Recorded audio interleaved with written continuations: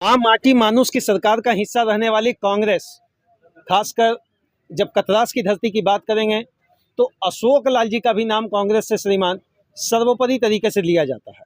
लेकिन अशोक लाल जी इससे पहले एक वीडियो साझा किए थे, उस समय बड़ा स्मार्ट लग रहे थे, जीन्स और टी शर्ट में भी आज भी स्मार्ट ही है।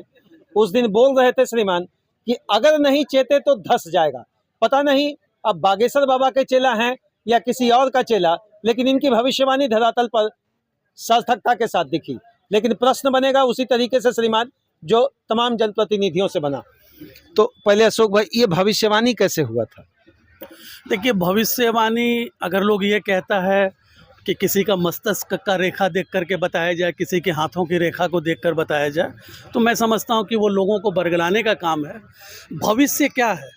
जो भूतकाल और जो वर्तमान में गुजर रहा है उसी का एक रिजल्ट के रूप में हम भविष्य में देखते हैं, उसी को हम लोग भविष्यवाणी कहते हैं। और ये जिस तरीके से हम समझ रहे हैं कि आपका इशारा किस तरफ है, जिस तरीके से कोयला दोहन पिछले 5-7 सालों से जो हमारे कतरास, बाघमारा और पूरे जो छाताबाद का इलाका है और बाघमारा पूरा विधानसभा क्षेत्र आप पकड़ लीजिए, जिस तरीके से लूट मचा हुआ था कोयले का, कि ये कोई भी आदमी जिसको थोड़ा सा भी जानकारी है वो समझ जाएगा कि ये भविष्यवाणी ये धंसने का नौबत आएगा।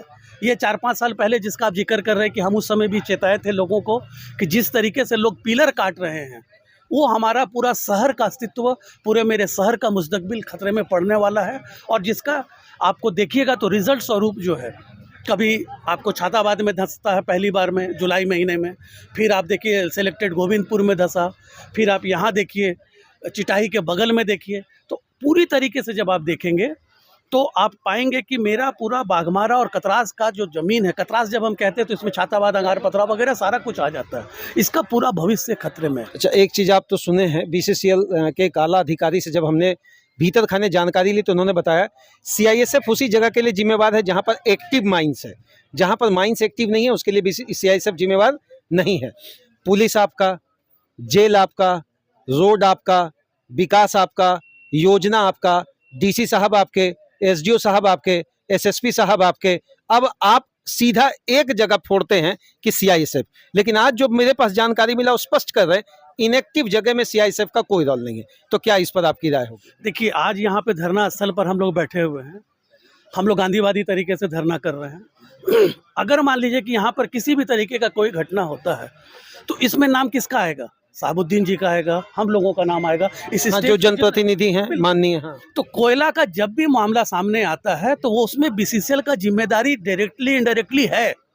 अगर बीसीसीएल ये कहता है कि जहां से चोरी हो रहा वो क्षेत्र मेरा नहीं है, इसका मतलब कोयला आपका नहीं है, तो आप कोयला पब्लिक के लिए छोड़ दीजिए ना, सरकार को राजस्व की प्राप्ति होगी।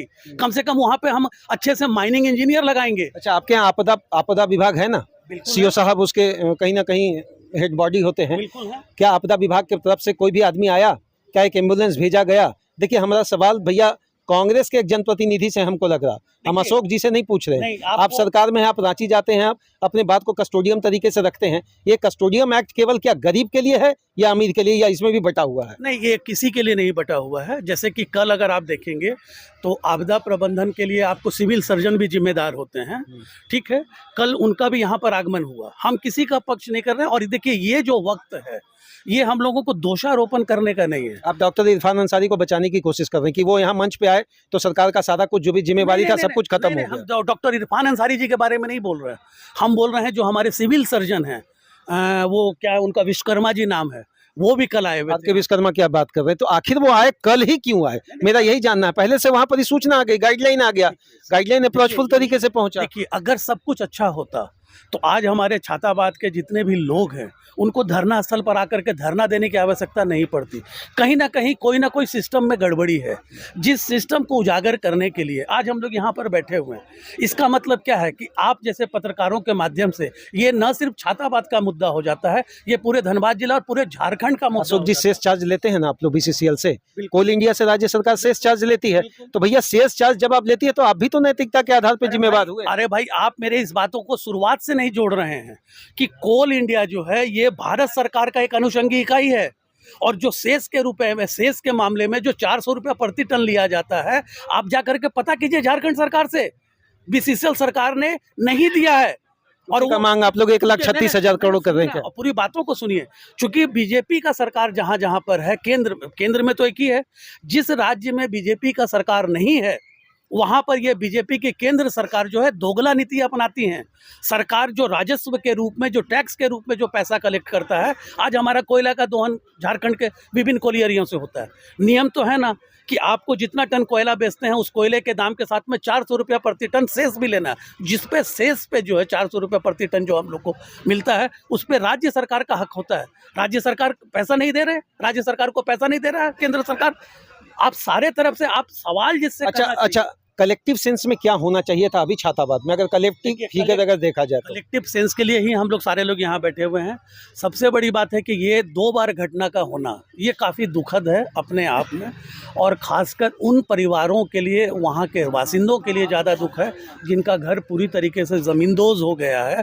उसके लिए जिला प्रशासन के तरफ से, बीसीसीएल के तरफ से अभी कोई भी त्वरित कार्रवाई नहीं किया गया। त्वरित फौरी जो फ़ायदा होना चाहिए वो नहीं दिया गया, जिसको बाध्य करने के लिए हम लोग यहाँ पर एक तरीके से रणनीति ही बना रहे हैं कि हम लोग किस तरीके से बाध्य करें प्रशासन को, किस तरीके से बीसीसीएल प्रबंधन को हम लोग बाध्य करें कि आप यहाँ पर आए। आप लोग इतने अच्छे माननीय पद पर हैं, राजनीति करते हैं, मुझे लगता है तकरीबन बहुत लोगों को आप लोगों ने कॉल किया होगा, आउटकम क्या है उसका? देखिए, आउटकम अभी तक तो हम लोग वैसा किसी को नहीं, जिसको भी जानकारी मिला है यहाँ पर जितने भी लोगों को आप देख रहे हैं सब स्वतः अपने आप आए हैं, किसी को न्योता नहीं दिया गया कि आप आइए। चूँकि ये जो मुद्दा है ना, ये एक बहुत बड़ा मुद्दा है। इस अवस्था को देखने पर राहत इंदौरी साहब का वो शेर हमको बार बार याद आ जाता है। अगर आप इजाज़त देंगे तो हम वो सुनाएंगे। बिल्कुल जरूर।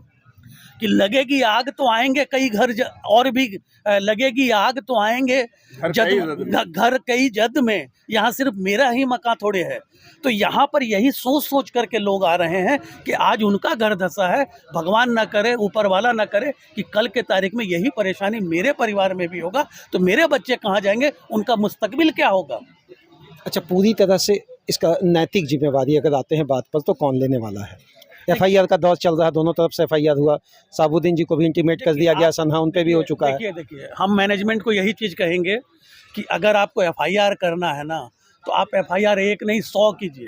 साबुद्दीन भाई के साथ में हम लोग सारे लोग खड़े हैं, और हम लोगों पे भी करना हो करिए, यहाँ के वाशिंदा पे करिए, आपका जेल छोटा पड़ जाएगा।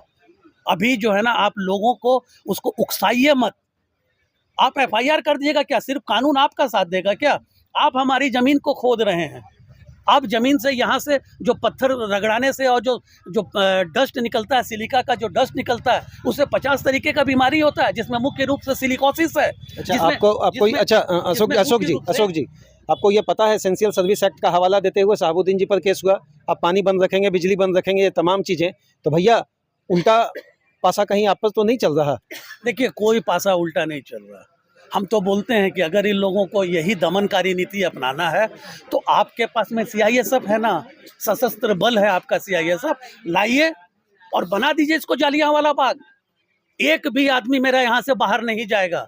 अगर आप में शक्ति है और आपको लगता है कि आप यहाँ के लोगों के बातों को दबाना चाहते हैं केस करके, मुकदमा करके, तो आप इसको जलियांवाला बाग बना दीजिए ना। सीआईएसएफ तो है आपके पास में राइफल लिए हुए, AK-47 लिए हुए।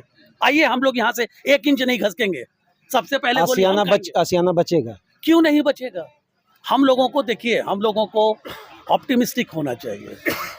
अगर हम ये कैसे मानेंगे कि नहीं बचेगा? हम लोग यहाँ जितने भी लोग बैठे हैं इसी उम्मीद के साथ में बैठे हुए हैं कि हम लोगों को जो यहाँ गरीब गुरबा का जो मकान ध्वस्त हुआ है, सबसे पहले तो उनको मतलब सुरक्षित स्थानों पर, तुरंत अगल बगल के इलाकों में सुरक्षित उनको विस्थापित किया जाए, उनको कंपनसेशन दिया जाए, और भविष्य में इस तरीके के का दुर्घटना नहीं हो, इसकी पुनरावृत्ति नहीं हो, उसके बारे में भी कदम, एक सर्वे बेहतर हो। अच्छा, जियोलॉजिकल सर्वे और सैटेलाइट सर्वे, अगर जियोलॉजिकल धरातल पर सर्वे हो या ऊपर से देख लें इनसेट से और बात हो, क्या कुछ लग रहा है कि सिस्टमेटिक ज़्यादा बेहतर है एक आम आदमी तरीके से सोचा जाए तो? देखिए, ये तो एक टेक्निकल सवाल है, इसको तो टेक्निकल लोग ही ज़्यादा बेहतर तरीके से बताएंगे। लेकिन प्रथम दृष्टया जो हम लोगों को भी नज़र आ रहा है कि एरियल सर्वे से एक अलग रिजल्ट आएगा, और जो हमको अंडरग्राउंड सर्वे करना होगा वो एक्चुअल होगा। क्या अपील करेंगे छाताबाद की आम जनता से? क्या अपील रहेगा आपका? मेरा छाताबाद के तमाम आवाम से यही अपील है, इस मंच के माध्यम से, आपके चैनल के माध्यम से, कि आप लोग जितने लोग यहाँ पर आए हैं सबको साधुवाद है, सबका हृदय से शुक्रिया अदा हम लोग करते हैं। और जो लोग नहीं आ रहे हैं वो लोग भी यहाँ पर आएँ, क्योंकि ये आपके भविष्य, आपके बच्चों के मुस्तकबिल का सवाल है। एक बार अगर हम लोग डिग जाएंगे ना, इतना बड़ा पॉपुलेशन है जिसको कह सकते हैं हम कि प्रकृति की तरफ से बनाया हुआ एक फुलवारी है, छाताबाद टाइप का जगह, कतरास टाइप का जगह। अगर एक बार कोई यहाँ से आप ठीक है, आप जगह हमको कहीं और दे दीजिएगा, हम लोगों का तो डिमांड है कि अगल बगल, लेकिन क्या मेरा वही पड़ोसी वहाँ पर हमको मिलेगा? हमको एक बात का जवाब दीजिए, जिस शमशान में हमारे पूर्वज दफन जले हैं, जिस कब्रिस्तान में इनके पूर्वज जले हैं, क्या वो उनको फिर मिलेंगे?